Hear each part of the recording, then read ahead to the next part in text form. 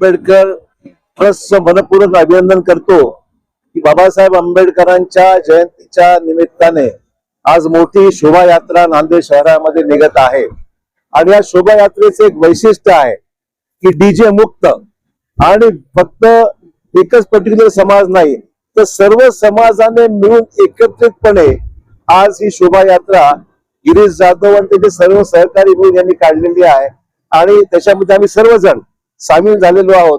मी त्यांना मनपूर्वक शुभेच्छा देतो। तर मला आनंद याचा आहे की या शोभायात्रेमध्ये आपण ज्या पद्धतीने शिवजयंतीच्या शोभायात्रा निघते किंवा अन्य यात्रा निघतात त्याच्यामध्ये सर्व सामाजिक समतेचं प्रतीक म्हणून हे काम चांगलं होत आहे आणि त्याच्यामध्ये जनतेचा उत्स्फूर्त प्रतिसाद आहे। आपण पाहाल की प्रदूषण नाही, त्याच्यामध्ये डीजे नाही आणि शिस्तबद्ध पद्धतीने ही आजची मिरवणूक निघत आहे। सर, आज आपल्यामध्ये साजरी होत आहे, नक्कीच फुले शाहू आंबेडकर मेमोरियल ट्रस्टच्या वतीने राष्ट्रीय निर्माता डॉक्टर बाबासाहेब आंबेडकर सार्वजनिक जयंती महोत्सव सोहळा आपण साजरा करतोय। हा आगळ्या वेगळ्या पद्धतीने करतोय।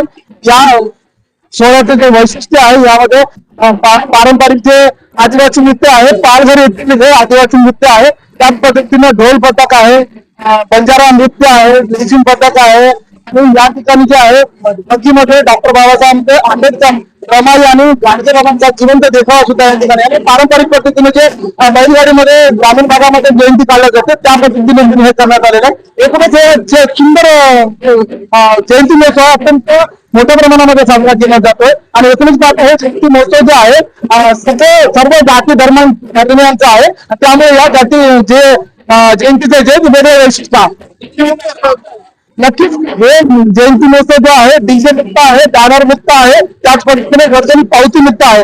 त्यामुळे या जयंती महोत्सवाचं जे वेगळेपण आहे ते आपल्याला दिसून येईल आणि अत्यंत रंगबेरंगी जी जयंती महोत्सव आहे अत्यंत पारंपरिक पद्धतीने हा उत्सव साजरा केला जातो आणि सर्व भारतीयांना आमच्या मंडळाकडून खूप खूप आंबेडकर जयंतीच्या शुभेच्छा। तरुणांना काय संदेश द्याल? नक्कीच तरुणांनी म्हणजे डोक्यावर घेऊन न नाचता डोक्यात अभ्यास करून हा जयंती महोत्सव साजरा केला पाहिजे आणि त्याच पद्धतीने जे शासनाने जे नियम लावून दिलेले आहेत त्याचं पालन करून आपण जयंती महोत्सव साजरा केला। आनंद साजरा केलाच पाहिजे याच्यात कोणतीही शंका नाही, पण आनंद हा एका चाकोरीबद्ध चौकटीमध्ये किंवा नियमांमध्ये राहून आनंद उत्सव साजरा केला पाहिजे असं मला वाटतं।